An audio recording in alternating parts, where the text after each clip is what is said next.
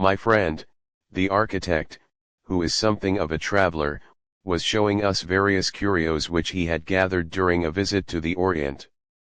"Here is something for you," he said, picking up a small box and turning it over in his hand. "You are a cigarette smoker, take this home with you."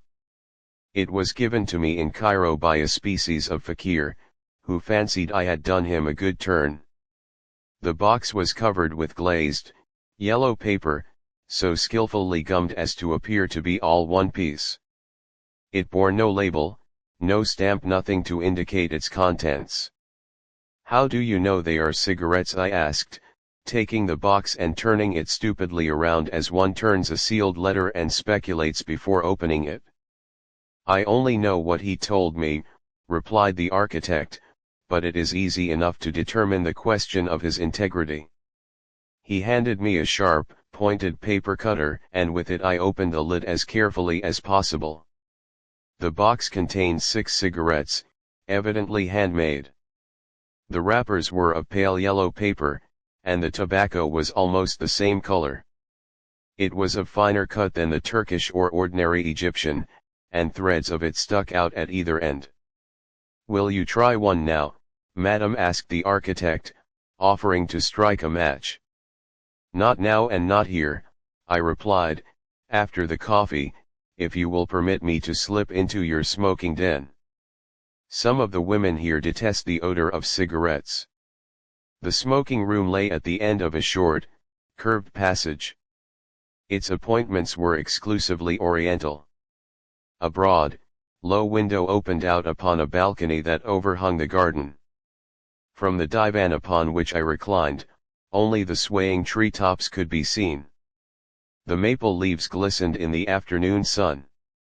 Beside the divan was a low stand which contained the complete paraphernalia of a smoker.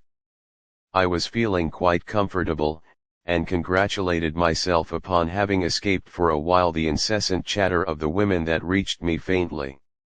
I took a cigarette and lit it, placing the box upon the stand just as the tiny clock, which was there, chimed in silvery strokes the hour of 5.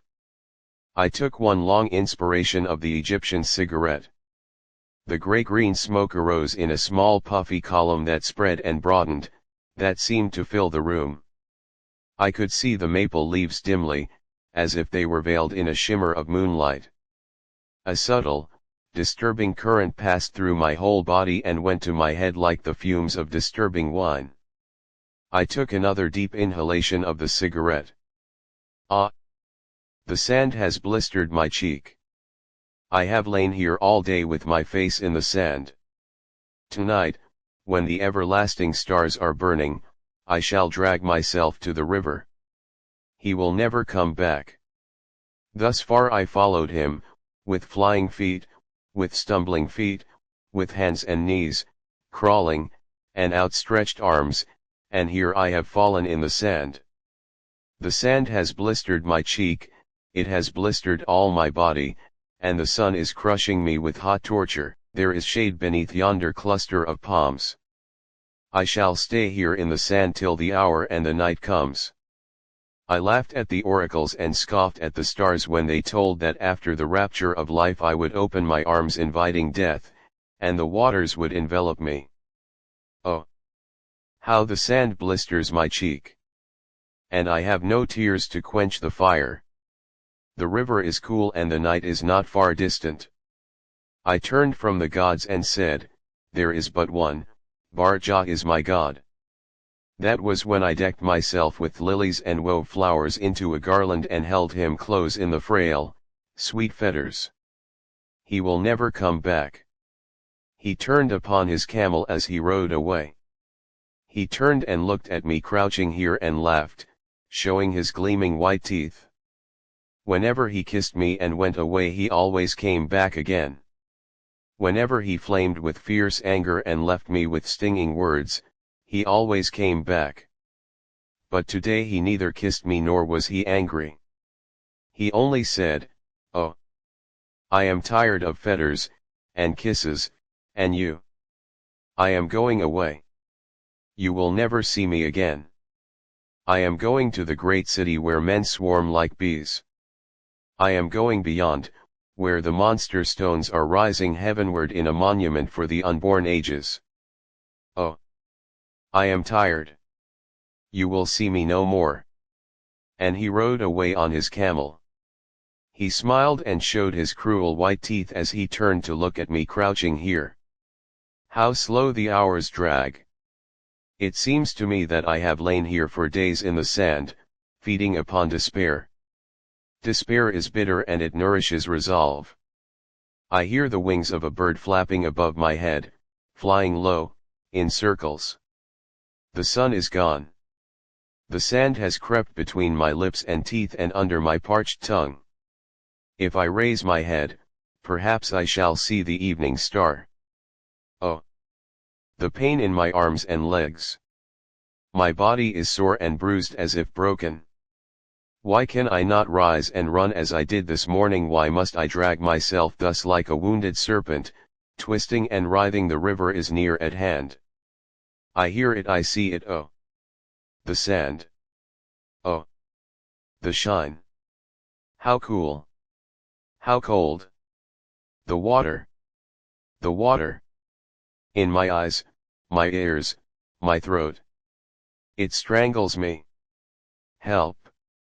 Will the gods not help me? Oh! The sweet rapture of rest. There is music in the temple. And here is fruit to taste. Barja came with the music. The moon shines and the breeze is soft, a garland of flowers. Let us go into the king's garden and look at the blue lily, Barja. The maple leaves looked as if a silvery shimmer enveloped them. The gray-green smoke no longer filled the room. I could hardly lift the lids of my eyes. The weight of centuries seemed to suffocate my soul that struggled to escape, to free itself and breathe. I had tasted the depths of human despair.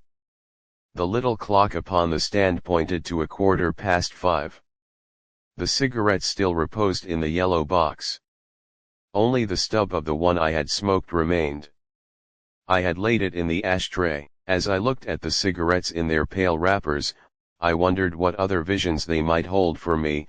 What might I not find in their mystic fumes? Perhaps a vision of celestial peace, a dream of hopes fulfilled, a taste of rapture, such as had not entered into my mind to conceive. I took the cigarettes and crumpled them between my hands. I walked to the window and spread my palms wide. The light breeze caught up the golden threads and bore them writhing and dancing far out among the maple leaves. My friend, the architect, lifted the curtain and entered, bringing me a second cup of coffee. "How pale you are!" he exclaimed, solicitously.